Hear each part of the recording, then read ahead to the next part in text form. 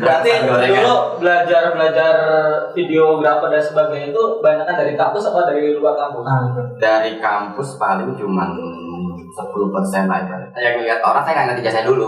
Saya lihat dulu portofolionya dulu. Karena kita bekerja di bidang karya, ada hasil karyanya, artworknya ada.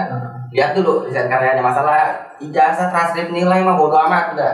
Yang penting lo bisa apa ya? Nah, lo bisa apa? Udah hasilnya ada, udah lo masuk. Gua demen nih kalau bos-bos kayak gini nih.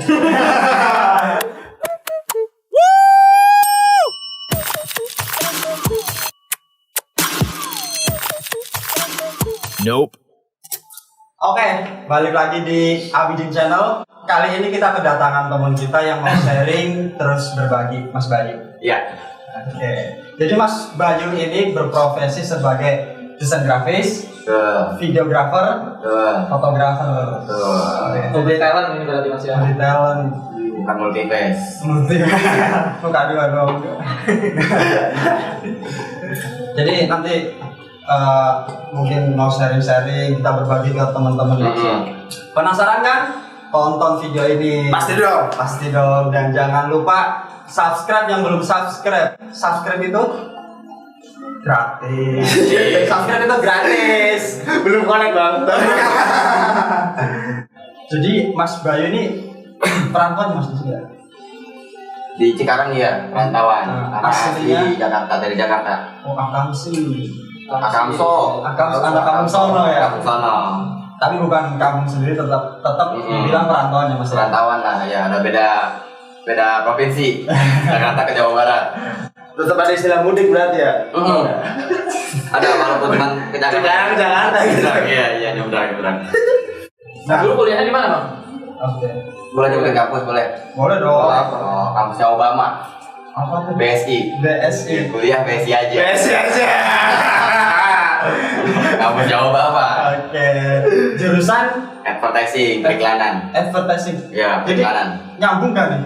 Sama Masih relate sama dunia desain itu masih sangat relate. Okay. Karena di advertising, di periklanan itu kan ada media cetak, ada media elektronik. Nah, jadi relate-nya dengan desain grafis itu ya karena ada media cetak, dan ditambah lagi sekarang ada dunia sosmed. Jadi perlu desain untuk konten di feed-nya, terus konten untuk di Google Network tuh ada tuh namanya Google Display Network. Itu kalau kita mau beriklan di web itu ada namanya display ad, ada banner ad. Kalau ada tuh di situ tuh kalau kita lagi buka web tiba-tiba nongol iklan, nah itu kerjanya orang desain grafis. Gitu. Jadi nyambung lah ya. Nyambung, sangat nyambung. Gue jurusan SMA juga multimedia bang. SMA ada multimedia? Iya. Oh gitu. Tapi parah bang. Sekolahnya. SMA apa SMK? Gue SMK. SMK jurusan media. Gue kan SMK-nya komputer. Namanya aja SMK komputer di kampung. Gue ambil jurusan multimedia. Dulu bayangan gue pengen kerja di TV. Oh, masih bagus ngambil desain multimedia. Coba kalau ngambil komputer digebukin orang. Malu nih. Ngambil komputer digebukin orang. Jadi dia kan lulusan SMK, jurusan multimedia. Iya. Kerjanya sekarang di manufaktur kan? Manufaktur. Jauh. Balik lagi ke passion sih kayak gitu. Iya. Emang Passion sama kebutuhan. kebutuhan. Karena mungkin di manufaktur lebih gede income-nya. Dulu gue sekolahnya karena ngincer cewek doang. Soalnya ceweknya banyak di situ, bukan karena jurusan. Pak boy. Oh jadi kalau ini mau jadi desain grafis, videografer, fotografer, persyaratannya apa sih Mas? Biar jadi di profesi itu. Kalau secara pakem ya, secara pastinya itu untuk syarat sih nggak ada ya. Kayak kalau secara pun minimal bakat gitu, itu juga nggak nentu juga kalau untuk dari bakat sendiri, karena ada orang yang berbakat jadi seniman atau dia larinya ke politik atau kemana gitu kan. Nah, itu kan bisa diasah lah kalau kayak gitu lah. Jadi kalau untuk masalah syarat sih sebenarnya nggak ada. Balik lagi tergantung dari passionnya kita mau kemana. Sama kita mau apa enggak. Sama ya paling satu sih, sense of art, lu punya jiwa kreatif, punya jiwa seni, ya udah jadi modal cukup lah. dan lu bisa berpikir di luar apa, bisa ibaratnya out of the box lah, udah bisa kayak gitu dan bisa lah bisa untuk terjun di desain grafis. Yang penting balik ke kemauannya. Ada harus punya ide lah, bisa inovasi ya. Betul, inovasi lah, inovasi ide tuh penting. Bahkan harus ada itu juga apa, alat pendukungnya, misalnya software apa gitu. Kalau kayak gitu sih bisa dipelajarin lah, gitu pun nggak harus kuliah. Nggak harus kuliah. Nggak harus kuliah. Garis bawah, nggak harus kuliah. Jadi persyaratannya itu nggak harus kuliah. Nggak harus kuliah. Kalaupun harus kuliah biasanya sih paksaan dari kantor, mau melamar kerja butuh. Nah, sekarang orang dicari dari selembar ijazah doang. Asik. Benar-benar Mas, Jarang ada kantor, ada perusahaan melihat dari pengalaman, lebih dilihat dari Ijazah. selembar kertas nasi bungkus itu, Masih bungkus. nama kampusnya, tempat dia sekolahnya di mana, itu sih yang lebih dicari. Belum tentu mereka yang beralma mater berwarna-warni yang bergengsi itu dengan titelnya apa segala macam, mereka siap langsung terjun di dunia itu, enggak tentu. Satu dari 10 orang enggak yang bisa langsung siap untuk dunia kerja. Oke, jadi ini sepemahaman sama Mas Andri. Betul emang. Sama-sama anak kuliah, kita mah apa tuh? Oh iya. Berarti dulu belajar videografer dan sebagainya itu banyak kan dari kampus apa dari luar kampus? Dari kampus paling cuman 10% lah ibaratnya, seujung kuku pun nggak nyampe, cuman dikasih tahu ini software untuk ngedit video, ini tools untuk nge-cut, ini tools untuk ngedrag segala macam, untuk transisi ini ya sih. Selebihnya kita ya belajar dari improve sendiri, belajar dari teman-teman yang udah lebih pengalaman, belajar dari Google, dari YouTube lah, lebih ke situ sih ya, sering ya perbanyak relasi lah, kita cari teman-teman yang memang dia passionnya di bidang itu, kita bisa cari ilmunya. Ya kalau dibilang belajar itu mahal ataupun butuh uang ya nggak juga, tergantung kita bertemannya dengan siapa. Ya kadang dengan modal segelas kopi dan sebatang rokok pun bisa jadi tukar ilmu kan. Nah, yang penting pintar-pintar kita berkomunikasi lah kan. Kita bercerita tentang hari ini. Nah, kapan kita cerita tentang besok? Jadi buat teman-teman yang mungkin tertarik di videografer, fotografer, desain grafis itu nggak harus kuliah, nggak usah minder ya Mas. Walaupun kita bisa juga belajar di YouTube. Bisa. Kalau saya juga kan bukan istilahnya bukan lulusan multimedia apa segala macam. Ya saya tahu lah dikit-dikit kamera, software ya. Oh iya, sorry. Oke. Ngomongin fotografer, ada satu orang itu dia nggak kuliah juga kayaknya, enggak dia. Mungkin ini orang juga punya keterbatasan fisik. Tangannya nggak ada, maaf. Ini nggak ada. Itu kalau nggak salah itu di daerah Lombok, dia pernah menang majalah lomba foto Kompas. Kalau nggak saya lupa namanya. Iya. Orangnya itu amit-amit, kakinya nggak ada. Dua-duanya Mas? Iya, kakinya nggak ada, tangannya nggak ada. Jadi dia kalau megang kamera, ya kameranya dia gendong begini. Kayak ini kan nggak ada nih, dia nggak punya ini nih. Jadi dia nggak punya. Begini. Cuman hasil fotonya jangan dilakukan. Saya lupa itu namanya. Siapa itu, mungkin kalau yang tahu kan bisa di komen lah, dilihat cara-caranya lah. Saya lupa itu. Itu pernah diinterview sama, bukan diinterview ya, pernah mau bareng si Gading Martin itu dia. Oke, Gading Martin. Nah, iya. Itu udah pro lah fotografer itu. Lu nyambungnya 19 detik ya? Enggak lah. Hanya Geraldine. Iya lah. Ya kan Gading sama Anya nih. Beda tipis. Oke, jadi buat teman-teman itu ya poinnya ya. Nggak usah minder, belajar di YouTube juga bisa. Tergantung kita mau improve, itu yang kuncinya. Betul. Kalau Mas sendiri sekarang kerjanya freelance atau terikat sama perusahaan? Kalau untuk kerja, kita namanya orang hidup punya kebutuhan, punya keluarga. Main job penting, sampingan lebih penting. Nah, gimana tuh? Main job penting, sampingan lebih penting. Nah, itu.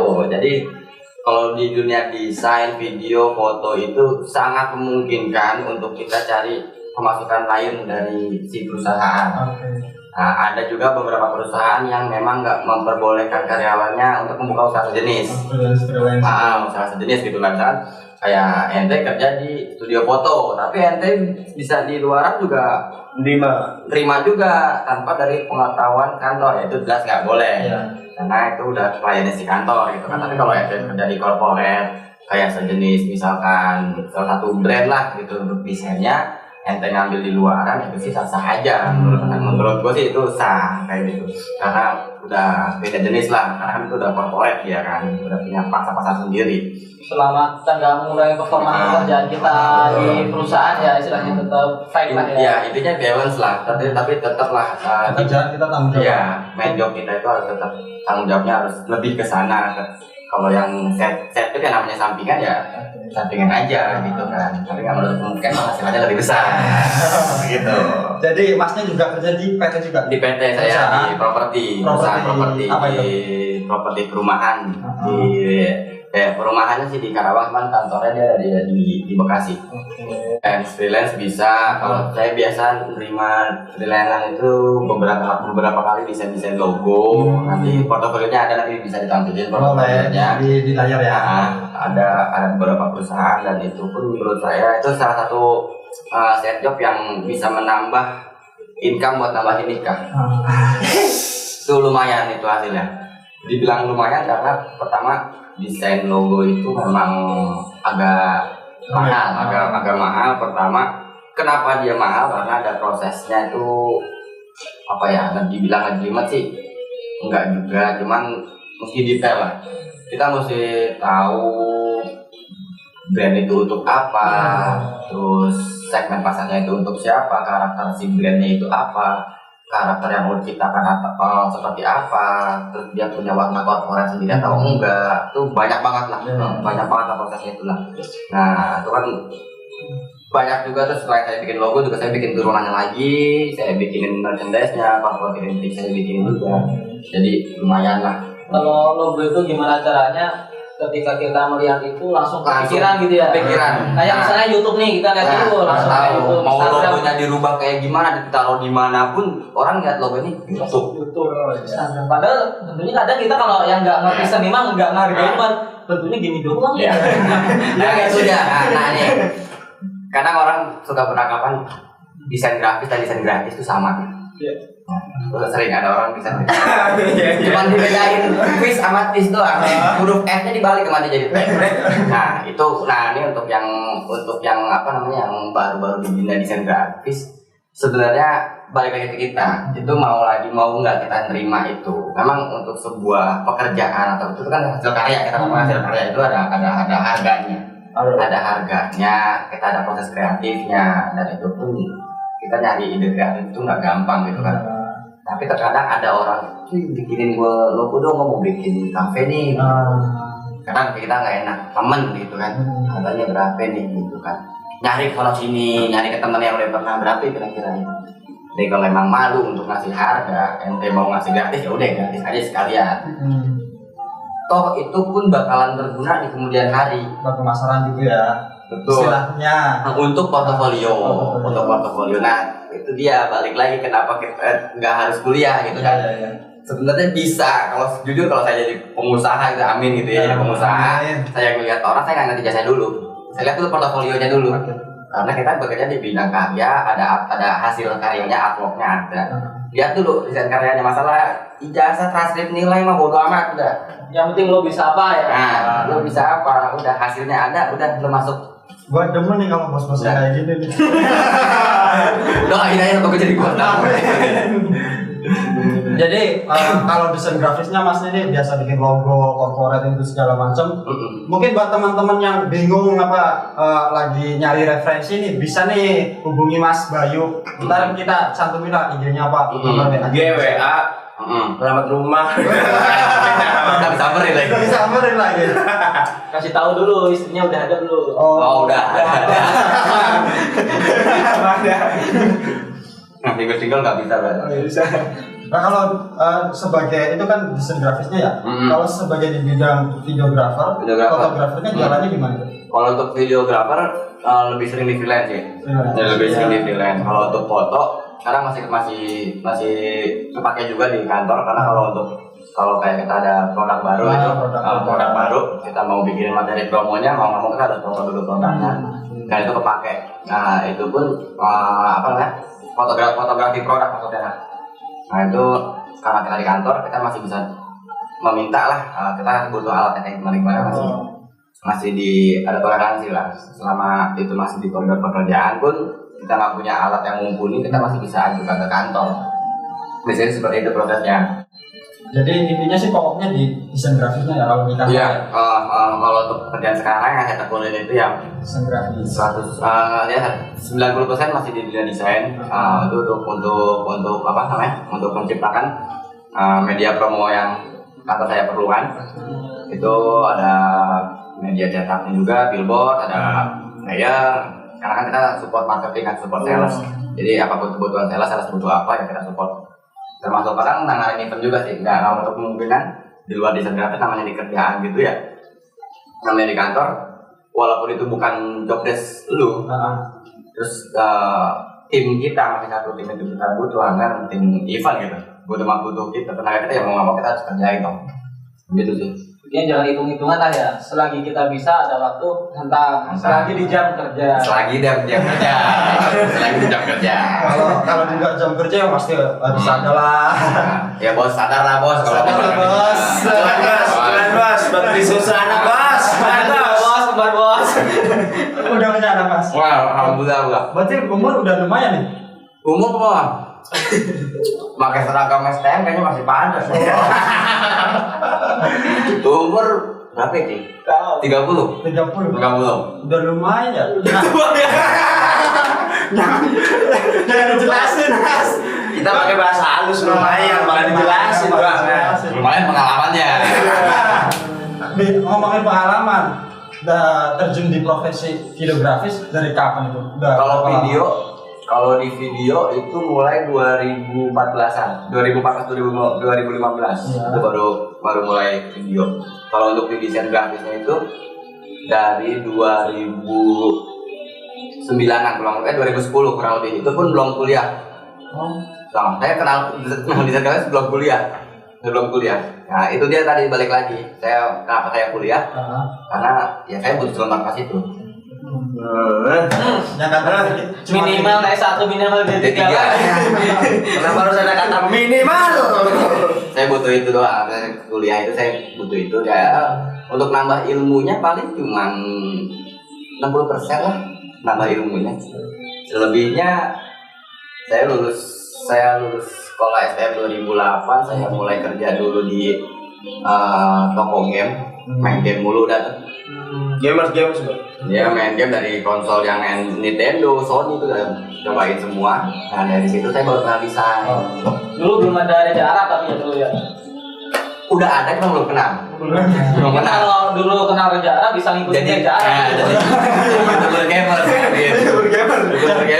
Jadi mentornya. Kenal desain di situ saya. Itu saya kerja di toko kan. Ada komputer. Ada teman bawa buku Photoshop, malah dulu pertama kali itu Photoshop. Sebenarnya Photoshop itu kan bukan software untuk desain. Foto-foto ya. Karena dia basicnya bitmap kan. Pixel.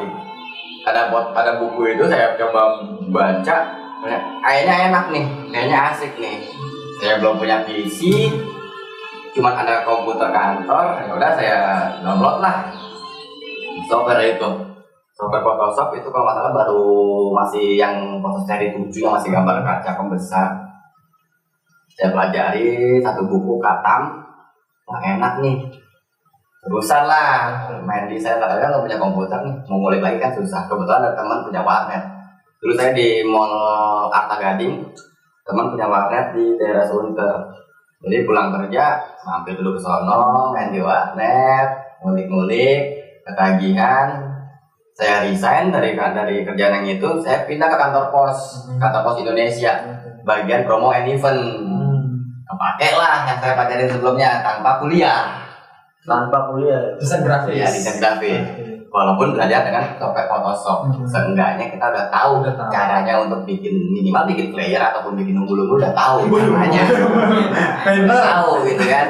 Bermodalkan itu saya masuk di PT Pos Indonesia, masuklah atau kalau nggak salah berapa tahun gitu kan, masih di bidang itu, saya menggeluti di bidang itu, learning by doing lah di situ kan, learning by doing, pelajarin, baru saya memutuskan untuk kuliah dengan harapan dapat pekerjaan yang lebih, gitu kan.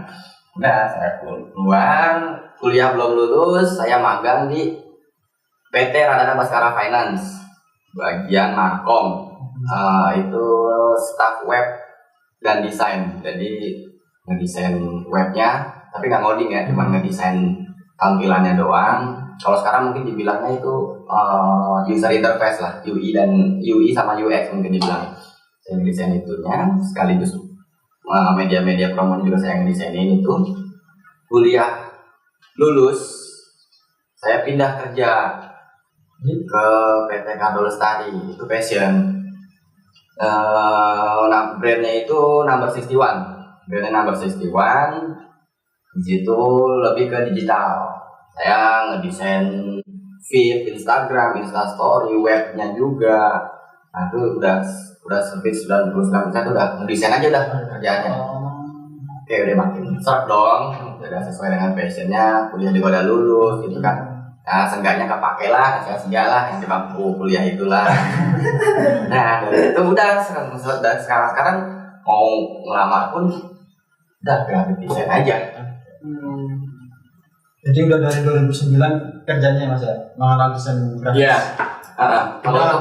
Kalau yang untuk desain grafisnya itu 2010-2011 lah. Udah nggak diragukan lagi nih teman-teman. Mungkin kalau yang mau apalah bikin apa bisa lah hubungi Mas Bayu. Iya, ya cuman masih ada belum ada masih ada satu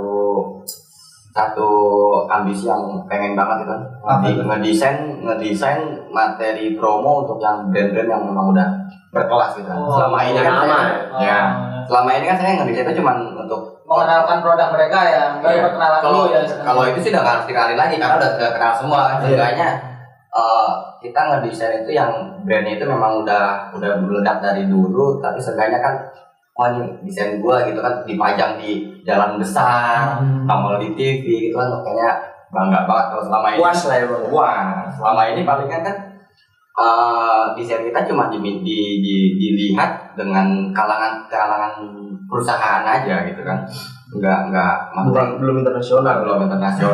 Nah itu Kalau orang awam itu jarang yang melihat dari ini desain grafisnya bagus ya. Kalau cara orang awam juga seninya orang desain grafis beda kita lihat biasa aja begini, dilihat di sini aja, jarang lihat kesininya itu. Dan satu lagi, kalau orang desain grafis dengan orang awam ngelihat orang desain grafis ngelihat desain billboard, anjing jelek banget sih desainnya, mas begini bener sih warnanya, pasti ntar di komen sama dia. Termasuk saya. Kalau ngeliat desain di jalan suka iseng, begini awas sih desainnya, tapi kalau kata desain yang bagus, wah gila keren nih, dengan satu image beberapa elemen doang tapi pesannya nyampe. Nah itu gerak karena paham. Karena paham. Kalau kita lihat banner di pinggir jalan biasa aja sih. Paling dilihat pengumuman apa sih tapi apa gitu. Lebih menikmati hasilnya gitu kan. Tapi kalau hasilnya pun nggak enak di mata atau terlalu padat tulisan semua atau gambar semua juga nggak enak juga. Karena itu ada teorinya. Itu kalau kita mau produksi billboard atau produksi flyer itu ada teorinya. Kalau untuk komposisinya itu ada image-nya berapa persen, terus komposisi di kanan kiri atas bawahnya itu kayak gimana, tuh harus balance lah. Ada kalau di maksud ada irama gitu kan. Biasanya kan kalau kita melihat poster itu kan di atas itu pasti gede huruf ataupun image atau di komen dua-duanya itu gede, itu headline-nya. Headline, terus nanti di bawahnya ada agak kecil lah itu kayak sinopsis gitu, subheading gitu ada. Nanti di bawahnya itu baru body copy-nya. Jadi orang lihatnya juga enak, judulnya udah menarik nih. Pasti ke bawahnya tuh pasti pengen baca. Kalau headline-nya gambarnya di atas itu udah gak menarik, males. Itu dia tuntutannya pertama itu ya, tuntutan desain grafis itu pertama itu. Kita harus menciptakan suatu visual. Pertama itu harus nyampein pesan dari si punya brand ini mau nyampein itu apa. Itu harus bener nyampe. Terus gimana caranya kita orang ngelihat itu bisa berlama-lama ngeliatin itu. Seperti billboard itu kan sepintas sifatnya. Billboard kan di jalan mana mungkin kita mundur lagi Bang. Apalagi lagi Tabrak dong. apaan tuh ya, masa balik lagi? Enggak mungkin. Tabrak udah lu bilang. Itu dia kalau di billboard apalagi kan walaupun medianya besar itu ukurannya bisa sampai 5 kali 10 meter, kalau itu nggak menarik gak bakal dibaca sama orang, apalagi sepintas. Beda dengan kalau kayak di koran, kita bisa ambil lagi, kita bisa lihat lagi di handphone, kita bisa scroll lagi ke atas. Itulah gimana caranya kita harus menciptakan suatu karya yang orang betah ngeliatin karya kita berlama-lama gitu kan, tanpa harus menampilkan gambar yang vulgar gitu. Nah, itu udah beda lain. Mungkin kalau lo kerjanya di Brazzer, di Playboy, kalau masih ada tuh majalah, lo boleh pakai gambar itu gitu kan. Nomor satu Bang.